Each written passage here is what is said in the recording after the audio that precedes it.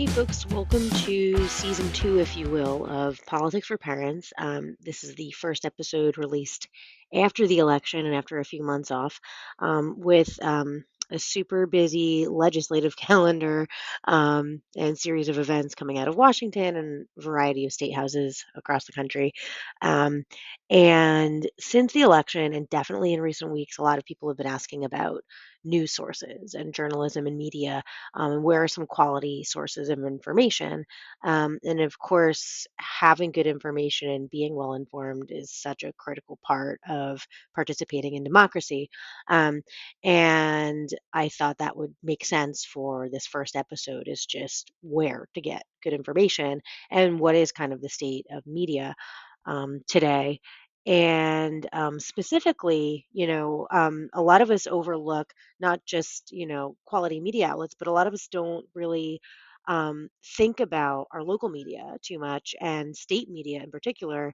Um, and we're now seeing that your state house and your state legislature and a lot of the jurisdiction they have and the legislative power have matters for parents now more than it has in the past as we see rollbacks in federal programs and a lot of the executive orders coming out of Washington. You've got Doge dismantling a lot of federal agencies, and we're seeing that the states are going to be looking to fill gaps and step up in services where the federal government has reducing their role.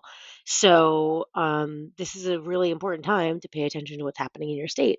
Um, and I thought the best person to have on for this is someone who I've worked with before. She's one of the best people I've ever worked with and smartest for sure in this area. And her name is Deb Howlett. She's the executive director for the New Jersey State News Service, the State House News Service. She's also a lecturer at Rutgers University and the University of Pennsylvania in journalism and media. And, I think this is hopefully going to be a really enjoyable interview for you folks, where we talk about the role of media broadly and then specifically what Deb's up to in the State House News Service, why state news is important, what the media landscape in New Jersey in particular looks like. And she's going to give us, her inside scoop on some of the best outlets she's following today, what she's working on, and why, we think state news is so important. Um, and hopefully you find this informative. Hopefully you find a few news sources that you might consider subscribing to. If nothing else, sign up for a few daily newsletters from reputable sources. Spend less time on social media. And if you can, pay a few bucks for a subscription service to an outlet that you value, because that really does matter for quality journalism. So I hope you enjoy this episode, and there will certainly be more to come. I'm Dr. Stephanie Wilson. I'm a historian, an activist, and the host of the Freedom Over Fascism podcast, where we talk to people who give us insight into the current political moment, inspiration for state and local organizing, and connections with our co-conspirators all across the country. You'll meet rural organizers who focus on electing young and diverse candidates, independent journalists who prioritize democracy over disinformation, and candidates building change at the state and local level. I invite you to join the Freedom Over Fascism community and listen to Freedom Over Fascism wherever you get your podcasts. Good morning, Deb, and thank you everyone for joining Politics for Parents today. I'm here with Deb Howlett, who is the executive director for the New Jersey State House News Service. And you're also a lecturer at Rutgers and UPenn, and you are a mom as well. So you are a very busy woman, and I'm really appreciative of your time. So thanks for chatting with us today. Glad to be here, Nicole. Um, and so I want to talk to you, Deb, because I've known you for so long. And I think when we first worked together, like maybe 15 years ago or something, um, you were at a think tank here in New Jersey, but I also knew of your journalism background. I mean, you were a foreign correspondent. I'm pretty sure you were in some war territories, and now you're here in New Jersey focused on the State House. So I'd love to just hear from you about your background and your journey and kind of where you are today. Oh, sure. Glad to share it. Well, I started out as a state government reporter in Oregon, where I grew up and went to college, and then was hired away from that job to USA Today, where I worked for more than 17 years. First as a national reporter, and then a political reporter, and then the Midwest bureau chief. While I was the Midwest bureau chief, one of the deals I cut was that I would be able to go overseas and cover conflict. So whenever we didn't have an extensive foreign operation, so a lot of it was whoever wanted to stand up and go cover what was going on went. So I've been to a bunch of different places: Haiti, Rwanda, um, Serbia, Iraq, all the garden spots. And my last overseas assignment was immediately after September 11th. Um, I went to Afghanistan. I was one of the first reporters in Afghanistan.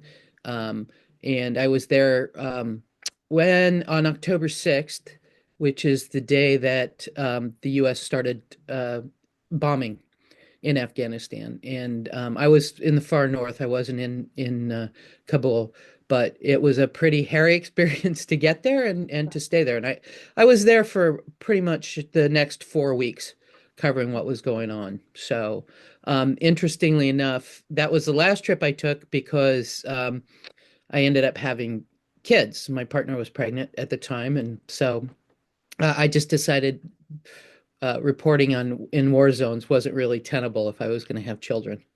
So once I made that decision, my partner Cindy is from New Jersey, and we decided that it would be nice to raise our family around other family. Her brother has the same number of kids and same ages as us. Her sister has one who's a little younger. So we moved to New Jersey, and I went to work for the Star Ledger and went back to covering state government and politics for the Ledger, which I thoroughly enjoyed. And I did that until the bottom fell out of the newspaper industry, and I got bought out. And then that's how we met, was at New Jersey Policy Yeah. Perspective, which was a lot of fun. So I've done a lot since then, but mostly centered around teaching journalism and digital media. Well, it's just such an impressive background, and I feel like I crossed paths lately with so many great journalists doing important work in our communities and our state or at the hyper local level. Here in Red Bank, we've got a great local outlet with a great reporter who also has a storied career. And through the shifts in the industry, has found himself covering, the town he lives in. Um, so I guess, I mean, obviously, what's happened to the industry. Um, Sucks. And of course, I think it really has significant ramifications for our democracy, which a lot of people are wrestling with now. So I'd love to talk to you a little bit about that because you've been in the industry for a long time. You've seen a lot of different shifts. You yourself have been, kind of impacted by the way the media landscape has changed. Um, and I'd love for you to talk a little bit just about like the role that you see media playing in democracy, given a lot of what you've experienced. And especially, last week we saw the AP kicked out of the White House, which I think is, I don't know, scary. Like, I don't even know what the term is for it, scary, insane, whatever. So I'd love to kind of hear your thoughts a little bit, I guess, from a macro level. And then we can kind of dive into New Jersey and state journalism. Sure, I'm glad to talk about it. So I come from a point of view where a free press is foundational to a thriving democracy. There's just no other way around it. That's how the people who are elected to represent us are held accountable. And as much as they represent the people, so does the press. And I think the press is probably has more of a vested interest in representing those people in legislative districts or where they are. But beyond that sort of philosophical fundamental foundation of a free press is, I think the example you used of the AP being kicked out of the press pool at the White House because they refused in their style guide to change Gulf of Mexico to Gulf of America. Uh, is just sort of A, it's ridiculous, but B, it also shows how critical it is for politicians who want to have total authority to control the press. And that control is what allows them to get away with all of the things that they want to do that a majority of the people might not agree with. And it would seem like, renaming the Gulf of Mexico, which has been the Gulf of Mexico for the last 475 years since the colonists discovered it, is a small thing. It's sort of silly, but it really is representative of a larger issue, I think, that's going on in the current administration and to some extent in previous administrations. But the press, a free and unfettered press is really what we're after, and the politicians now are finding every way they can to shut down that unfettered part of the free press. Yeah, and I mean, it's funny because sometimes I wrestle with like these discussions in politics or parents, like, okay, how far do we go into this philosophical type realm? And, it's talking about democracy at this like 30,000-foot level. But at the end of the day, I mean, I can't tell you how many times over the past few months, maybe the past couple weeks, friends and family have come to me and said, well, what do you read? How do you get information anymore? Because I don't know who to trust. I don't know where to turn. It seems like everyone's got a bias, or, at every turn, there's a major media company settling with the Trump Mhm. administration. And then you're on social media. And I can't tell you how many times loved ones have sent me things that they've seen on Facebook. And I have to say, please, please, like unfollow that source or whoever sent you that.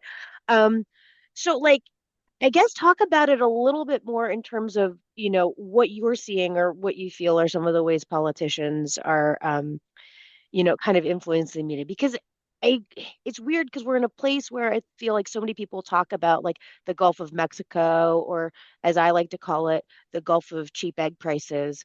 Um, like it's silly. And then there's this whole conversation of, oh, well, they're trying to distract you with this crazy stuff, so you're not paying attention to this like horrific budget, right? The House Right. Republicans have introduced. But at the same time, like I feel like you actually can't let it go unchecked. So, like, how do you think about that? And are there any other examples that people are kind of missing when we talk about these crazy national headlines? So, well, I think one of the strategies that's happening now in Washington, in the Trump administration, is just to create chaos. Uh, I think by creating chaos, nobody can focus on one thing. So they focus on a bunch of disparate things. And some of the things are easier to focus on than others. So the price of eggs, the name of the Gulf of Mexico, whatever that day's sort of silliness is.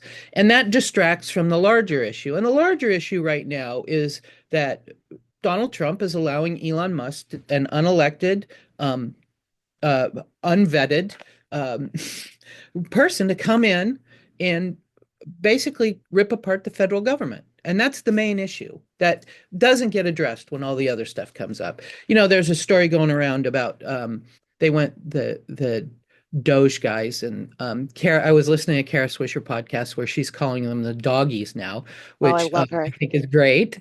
But they went through and the Social Security administration records, and they found a bunch of people who were 150 and collecting Social Security. Well, the 150 is an old coding uh, trick that if you don't know the birth date, it defaults to zero.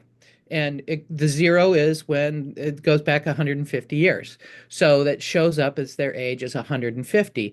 Well, they know this. Those people who are in there, like checking those records, they're smart enough to know that about and this ancient COBOL computer language. But then they come out and put out a press release and like, oh, people on Social Security, people who are 150-year-old are collecting Social Security, so there has to be fraud, waste, and abuse. When in fact, that's not true. Social Security is one of the best government programs ever created, most efficient, the best run, and really essential for helping the people have a decent um, end of life experience. So the focus then becomes on, oh, 150-year-olds are getting Social Security instead of, wait, they're in there downloading all of that Social Security information about me. And what happens to that? Does that get shared out there as data? Does that compromise security? And one of the things that's incumbent on the press too, and I think the role of the press in a democracy is to call that out and say, hey, wait a minute, you guys are crazy. This isn't true. Um, and to stop focusing on the trees and look at the forest. One of the difficulties in doing that is that there's so much out there on social media, and people are just not careful consumers of their social media. If they see something online, they tend to immediately believe that it's true instead of saying, wait, whoa, wait a minute. So Facebook becomes like the New York Times. You look at the New York Times and you assume that it's compiled by professional journalists using a set of ethical standards. And then you look at Facebook and you assume the same thing to be true, and it's just not. Um, I'm no longer on X. I find it just really a nasty place. And I just don't want to, I just don't want to be there. A Yeah. lot of people I know are still on there. There's a lot of good journalists who share their stories on there, which I miss, but I just don't want to tolerate all the other stuff. And I'm hoping that we've reached a point now with social media where people are getting more sophisticated about it and understanding that it is not a benign or benevolent media provider, that there are all sorts of media inputs in there, and that you have to really look at something and decide for yourself whether it's legit or not. And the best way to understand that is to educate yourself about media. I do have to share one of the things about me is I'm old school, right? Ink stained wretch from way back. I don't read print media anymore except for a few selected magazines. I get all of my media online, digitally. So I subscribe to newspapers and read them there. I have an iPad because the phone's just too small for my old eyes. But the print product isn't what's important in journalism anymore. It is the actual reporting and the journalism that goes on, and that's really available if people want to go to trusted sources. And this whole idea that anything on Facebook is considered a trusted source is just it needs to be stamped out, completely wiped out because it's just not true. Right. Couldn't agree more. Um, and I want to continue this for a minute because you mentioned Kara Swisher, who I think she's one of my favorite folks to follow right now, especially because she's been in the tech world for so long. Right, And we can't deny how important these guys now and how much control they actually have over the world at this point and right. information. And one of the interesting things that she continues to kind of touch upon in her coverage of Doge is how much Elon Musk has been fighting to get into the payment space. Yeah, And the possibility that he's using this data and he's doing a lot of these weird games and he's got like a Doge coin and then Trump had his meme coin and they're really into the crypto space because he wants to get into payments and he's accessing all these systems to harvest data. um, I don't know that I worry so much that he's going to like hack into my bank account, but I do feel like we should all be really concerned that someone who has clear ambitions that will be benefited by harvesting our data done on our dime. I mean, that's really a problem. And that's kind of where I think what you're saying, quality journalism really matters. Like they're doing all this crazy stuff, but hey, don't forget the Wizard of Oz over here with his it's teenage hackers kind of building their next, monopoly off of our backs, right? right, right. Um, And one of the things that is interest, and I totally agree with you about Kara Swisher. She is so plugged into that tech bro community and understands it. She's been doing it for decades. Um, and she really understands the dynamic there. And I think especially for Elon, he has considerable interest in the federal government. He is a federal government contractor, and yes. he's been turned loose to do whatever he wants in the federal government, which, by the way, includes a $400 million contract to supply his Tesla trucks Yep. as armored vehicles, which I don't Yeah. understand how that works. But so he has a financial interest in all of this that Hmm. I don't think people concentrate on enough. Right. People talk about, oh, they're going to make the Tesla trucks. They sold, but he benefits from that. That $400 million, I don't think he saved $400 million in the federal government, but he's made 400 million, right? Yeah. So it's the trucks, it's SpaceX, which has contracts with NASA, which he hopes to, it's Starlink, all of those tech things. Um, I think with Bezos and Amazon, part of the reason he withheld an endorsement editorial at the Washington Post, which he owns, is because he's interested in getting support from the federal government, specifically through the Department of Defense, for his Blue Horizons low orbit Earth satellites, which he will make a ton of money off of. Yeah. Um, and if you look at what's been happening in the last 5 years, we went from the richest people in the world being investors like Warren Buffett or somebody who's been there in the long run, like Bill Gates, to Elon, Bezos, Zuckerberg, all of those social media people who are out there who are just churning through stuff. And there's a reason for that. And a large part of the reason for what's happening with them, their wealth gains, are A, the stock market, and B, their federal government contracts and their ability to monopolize markets. Yeah. I mean, and also, I mean, they've turned all of us into profit centers, right? I mean, Oh, for unwittingly, sure. you know. And I will say, I left X, I think, during the first Trump administration, just because I realized it was a hellscape. And also, I was spending way too much time arguing with people on there, and I was like, I do not have time for this. Um, but I've spent more time on X over the past few weeks than I have in years, simply because there are so many politicians that are still on X and not on Blue Sky or another platform. And now the White House also has like made X their official channel to issue press releases. So it's really crazy how tied in that is. And I think for me, having worked in finance, um, it's so highly regulated, and you're always, having to comply with different regulations and make sure there's no conflicts, et cetera, et cetera. And so many of us in our professional lives are so careful about conflicts and doing what is right and what is ethical, or just Right. following compliance guidelines. And these guys are just out there, I don't like, care. yeah, it's insane. They do not Um, care. okay, so let's bring Well, it back to New. Yeah, can go I ahead. just piggyback on that a little bit? One of the other things that's going on that hasn't gotten a lot of attention, and it seems like small potatoes, but I think it's indicative of what's really happening, is Mhm. that there have been these. Trump has sued, um, first Facebook and Twitter because they removed him from the site, and they removed him not because they're anti-free speech or because he said something incendiary. They removed him because he violated the service contract, the rules that are in the rules of service in the contract. So then he sues them, and now even Disney did this. Bob Iger at Disney, they paid settlements on these lawsuits where Trump has alleged that he's been defamed, and rather than challenge the lawsuits, they've gone ahead and pay them. And I understand from an executive standpoint that your first responsibility is to protect the board and their profits. But at some point, if you are a media company, you can't tolerate that.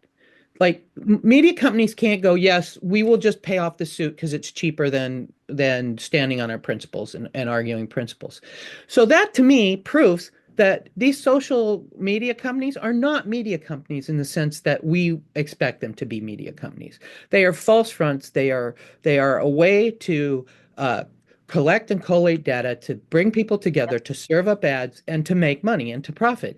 And you can make that argument about newspapers, but traditionally in our country, newspapers have had a higher purpose than that. Mhm. So having said that, and a lot of what we've talked about here, what are some of your go-to outlets? If people are listening from a national perspective, and then we can get into New Jersey and local media, but I'd Oh, love to sure. hear your thoughts, because I still struggle it with myself, because I used to like a lot of the Vox media publications and the podcasts they put out. And then last week they put out a statement on the AP and the Gulf of Mexico, which you probably saw, and I felt it kind of problematic. So I myself also struggle with, where should I turn? Kara Swisher, someone I paid a lot of attention to. I think Wired has been putting out great content. But who are some of the national outlets you follow and trust? So I think in addition to Wired and Kara Swisher, and Wired is sort of off and on for me, but I think they're great. The Atlantic does great stuff. Hmm. And not just in politics and government, but all over. And always the New Yorker. I've been a New Yorker reader from way back. Um, but I also think my reading diet is widely varied. I will read pretty much anything to see what they're saying. I'll read the Wall Street Journal on the regular. I read the Wall Street Journal, the New York Times, and the Washington Post, the LA Times, if I can. Yeah. Um, and then I read The Guardian from the UK. I like them. They're super progressive and Mhm. they're nonprofit. And I like to get sort of the international perspective. Um, but so I try and get as many different outlets as I can. I watch Fox News. Uh, I have a hard time watching the talking head shows on Fox and MSNBC. Um, I love Rachel Maddow. I think she's smart as a whip, but I also think that a lot of what's out there is just each side arguing with each other. And to me, Yeah. that's not journalism, right? That's Yeah. not what I want in journalism. I'll listen to it occasionally for the opinion parts of it, but it's purely opinion. It's just back and Yeah. forth arguing to build audience. So, I really go to a lot of the mainstream media Yeah. for national news. And you hit on something that I kind of feel as well with like the rage factor. Like if I feel like I'm consuming media that is just telling me stuff I already kind of know, reaffirming my own beliefs and getting me pissed, but then like doesn't leave me feeling like there's anything I can do about it. Like I'm just angry and all riled up. Like I kind of just have to put that to the side. And I always tell Right. other people too, like be really intentional about learning and then figuring out what you can do about it. Right, And because just media don't is supposed to inform you, not make you angry. exactly, exactly. And there's a lot of money to be made in anger, in terms of media, and then, political consultants talk about this a lot too, which I have a problem with. Um, but anyway, I want to be mindful of time here, and we still have to talk about New Jersey. So New Jersey, I when I tell people this and when I learned this in grad school, it was really interesting to me because I had never thought of it growing up in New Jersey. But we've got a pretty funky media landscape, which actually has hurt, I think, democracy and transparency in our state. So I'd love to get your take on the media landscape in New Jersey, if you will. So, I mean, the old Ben Franklin quote, or the sandwich between the middle of two ends of the keg with New York and Philadelphia media markets. And they don't pay particular attention to New Jersey except when there's something scandalous or really unusual. So that leaves a lot of room in between for publications in New Jersey. And New Jersey used to have a really robust and competitive uh, news ecosystem, for lack of a better description. And that's withered away. There's still the Star Ledger, NJ.com now, because the Star Ledger officially doesn't exist anymore as a print product. And Yeah. then there's NorthJersey.com, which is a now Gannett owned and several newspapers. NJ.com is also several newspapers. So those are the two main outlets.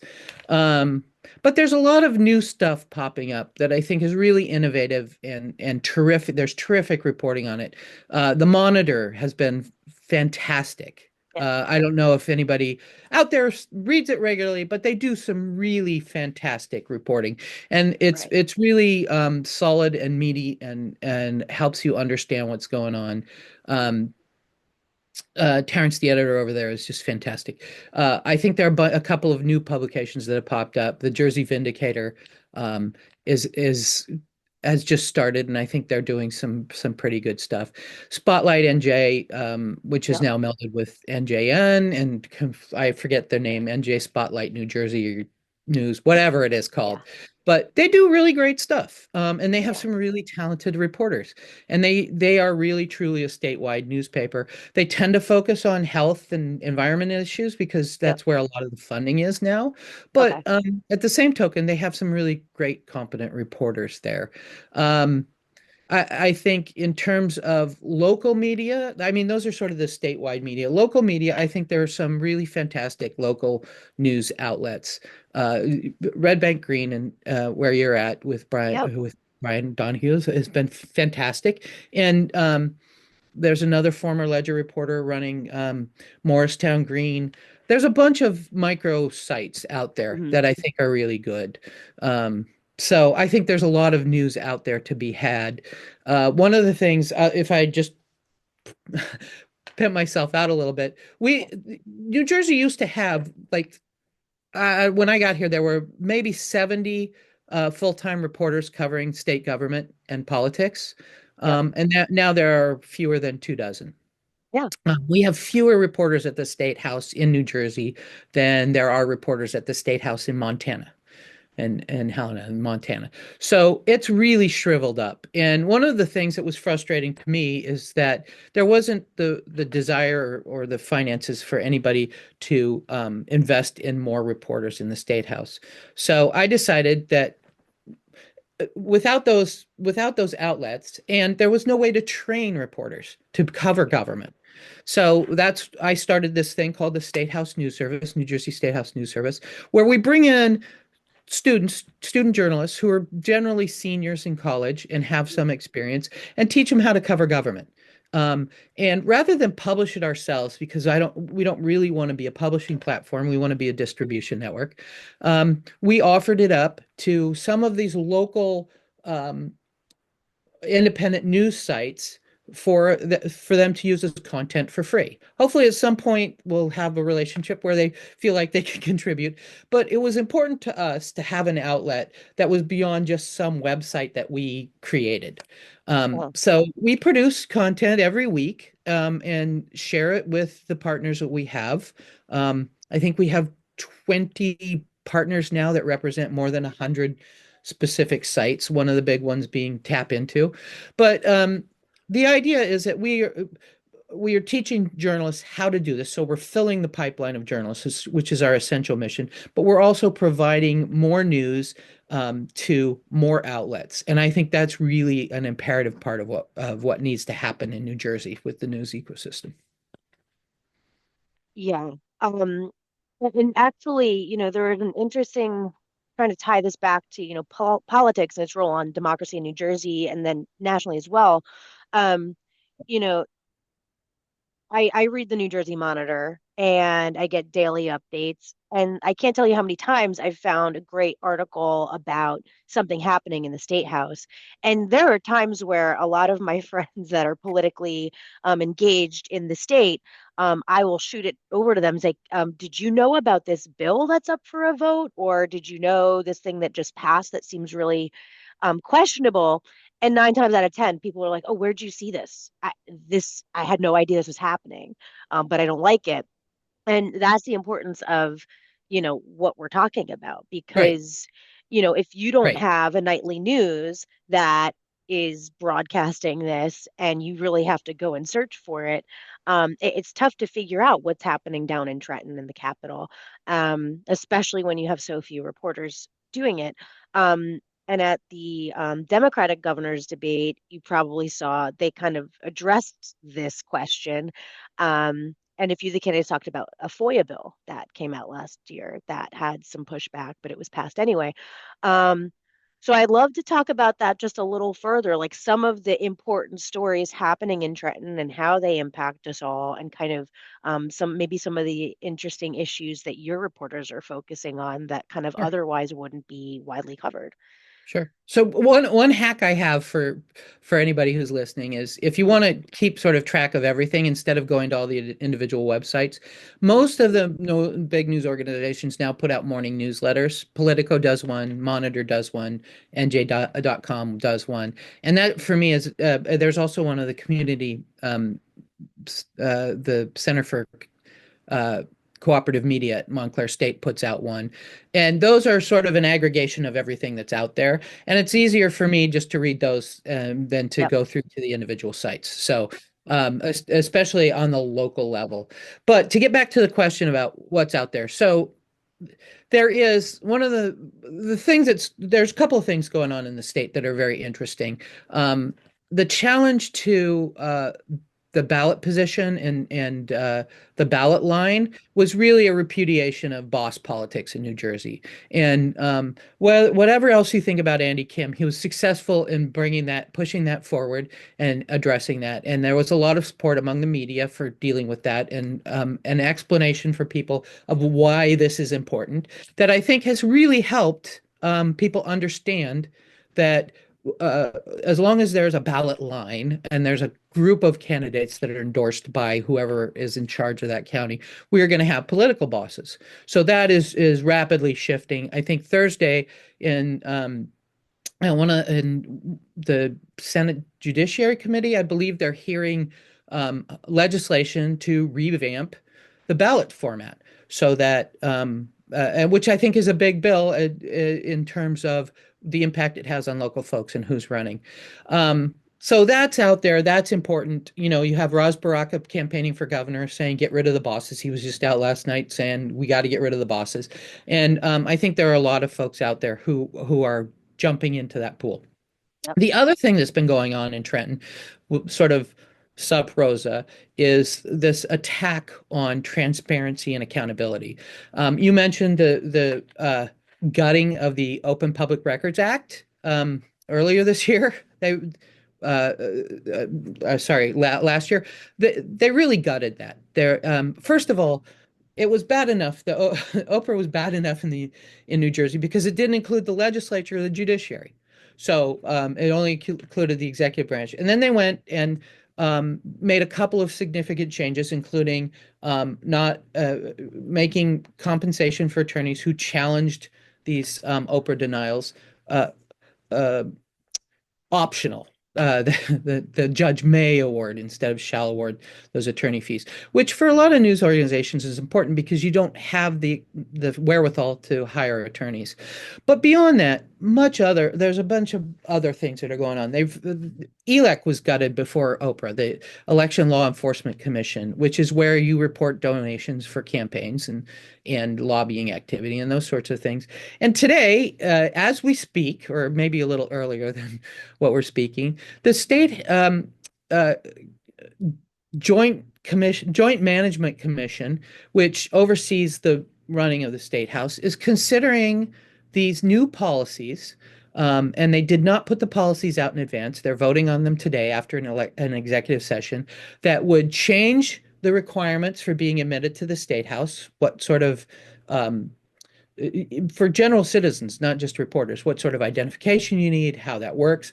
And then they're going to add, they're buying a system for retinal scanning. So there are eye scans to gain access to parts of the state house, which nobody's written about. Hopefully we'll have a story about that later this afternoon. But it's just outrageous that these Yeah. sorts of things are going on and they're unchallenged. And, the commission put out a press release. Late Thursday afternoon to notice of the meeting, and it's an agenda that says we're going to do this, this, this, and purchase retinal eye scan technology. I forget what it's called, what the proprietary name is. But when I called them up and said, "Hey, can I see all of the documentation for this, the policy that you're considering, what the language is?" I was told it's not available, and it won't be available until the meeting. So ahead of the meeting, nobody had a chance to look at it or even consider it, but they'll get it at the meeting after the commission takes action on it. And, that kind of behavior should not be acceptable at all. And if we had a more robust State House press corps, I don't think it would happen. Um, Yeah. you know, they put it out Thursday after all the committee hearings were done. I happened to be in the press room late. Nobody was in on Friday, so they successfully followed the notice without actually telling anybody what was going on. They dropped paper off in the press room. So, there's also some legislation going on about um, uh, advertising, government notice advertising, and whenever there's requests for bids put out, that they're supposed to advertise these in local newspapers or national or Yeah. state newspapers. Um, because newspapers don't really exist anymore, they're now switching it over to digital media, but they get to now are going to make a choice about who they can give it to, and they can give it to whoever they want as a reward of local media of like, oh, we'll run our notice and we'll pay you $1,000. Yep. So that becomes a sort of a quid. It can become sort of a quid pro quo that we have to watch out for. And those are some of the things that are going on. I think there's a real attack on accountability and transparency at the State House right now. Yeah, I mean, you brought up so many things there that I appreciate you articulating in your professional capacity, right? Because this is kind of what you do. Right. Um, and it's funny because for me as a citizen and as a troublemaker by design at this point, there are times where I catch wind of these things.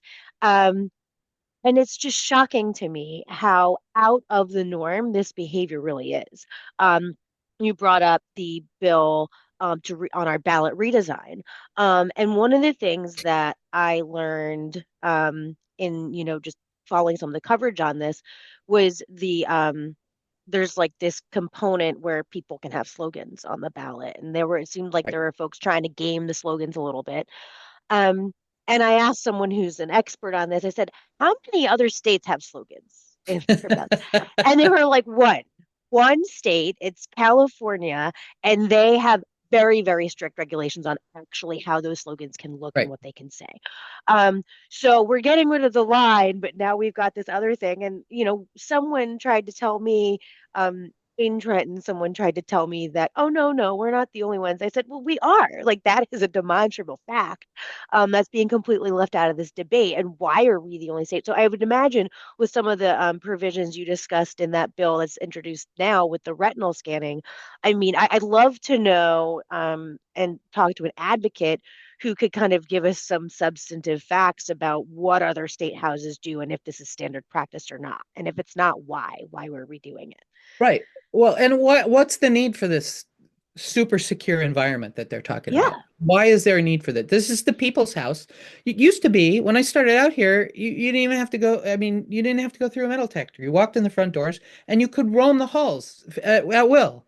But now it's completely clamped down. If you don't have ID and get a registered sticker to get in there or a building pass that the governor's office issues, you can't get in, or you have to. There are all sorts of provisions for it, and it's really I don't understand why there's a clampdown on the security. I think it's unnecessary in large measure, and beyond the what it does for the press, because I think the press can work around these things. We Uh, have press passes to get in there. We can get around and easily enough. But what this does is limit people getting into the state house. yeah, Um, exactly. it makes it harder for the average citizen to go and listen to a committee hearing if they are interested in it, or to go and knock on the door of their elected representative's office and say, "Hey, I have a bone to pick with you." Like you just can't do that anymore, and it's really it's expensive, but more important than that, it is anti-democratic, Yeah. flat Well, out. and that's another thing is that um, there's so many issues that we want tackled. We talk about taxes all day and what needs to be reformed. And yet they take on these measures that you really have to question what the motivation is.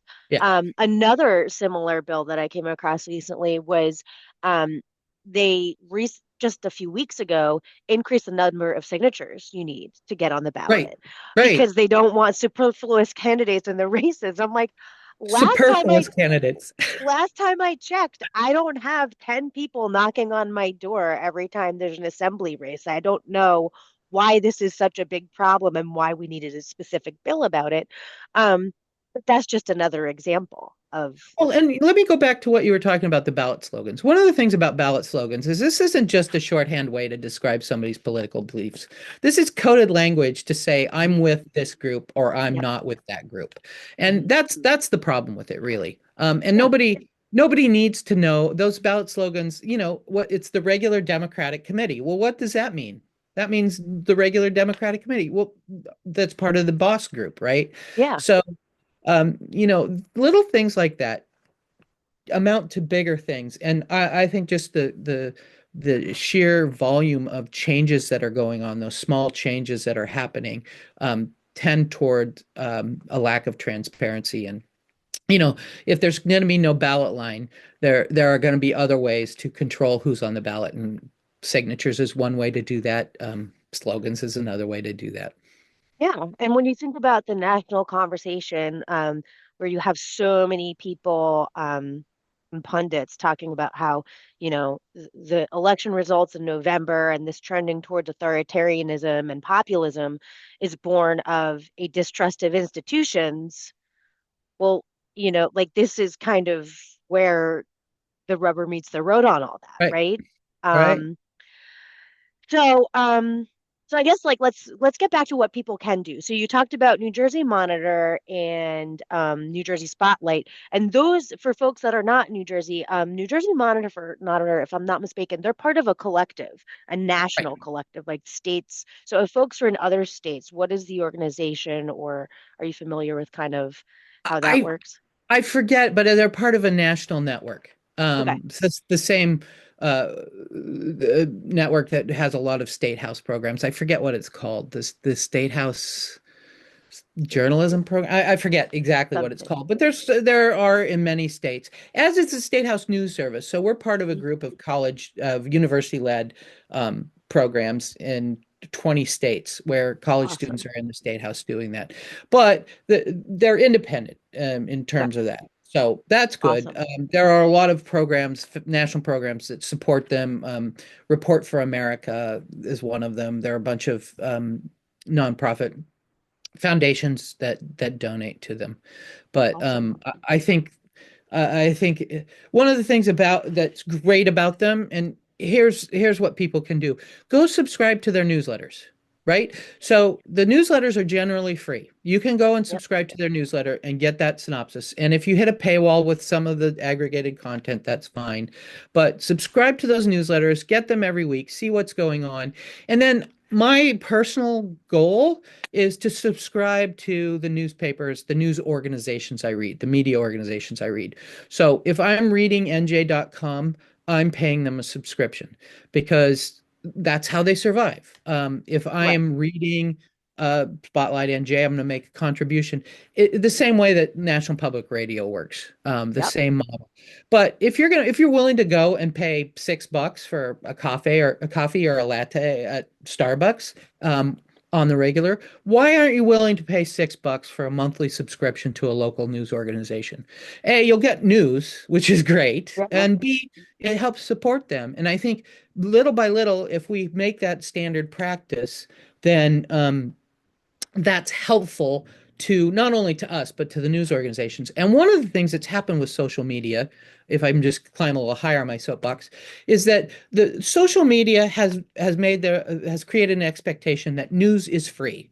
So they will publish whatever they want as news, and people will go, "Oh, it's news. It's on social media. It's free. Why should I pay for it?" Well, you get what you pay for, right? Yeah. The crap that's on social media is crap. Hmm.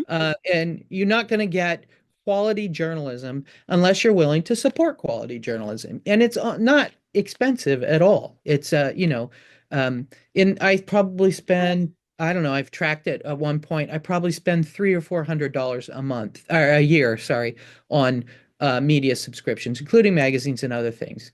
So it's not a huge amount of money. And I have a larger appetite for media than most people do. So I subscribe to a lot of things. Yeah, I couldn't agree more. And a few of the outlets I support are 501(c)(3)s. So Mhm. come tax time, I've actually got some deductions for Sure. those services. And you don't get really annoying pop-up ads in your face when you're reading these stories, which also Absolutely. gets back to you get what you pay for. You get good information and you're not getting really annoying because they're going to make money off of you some way. So you might as well pay for good information, um, and just pick your top few, some like ones that really speak to you. Um, and yeah, I think that's a great note to end it on. Sure. I couldn't say it better myself. And anytime you want to get up on your soapbox, you have a home here because I'm always here for it. And I truly appreciate your time and everything you're doing. What are some of the publications here in New Jersey that folks can subscribe to or visit to see some of your work if they want to support the state's newsroom Well, specifically? you can. So this is a good question. You can. I don't do the work myself, but my students do. You can get them. The Times of Trenton is a regular publisher of ours. The Press of Atlantic City is a pretty consistent partner. The Planet Princeton, the up in Morris County, the Morristown Green. Uh, Now Brian at Red Bank Green is getting involved. So, and we're trying to provide enough content from them for them that we can keep those things going on. Awesome. All right. Well, thank you so much for your time and everyone listening. Please take a few minutes after this podcast if it resonated with you to check out your local state news coverage. If you have a local PBS affiliate or an affiliate with the State Newsroom Collective or a student, run organization similar to what Deb's doing here, these are great sources. And as Deb said, these folks definitely will benefit if you're able to pay for a subscription or at the very least sign up for newsletters and really get their reader rate up. So thank you so much, Deb. Thanks My for everything pleasure. you're doing. And I look forward to talking to you again soon. Okay, Nicole. Talk to you. Okay.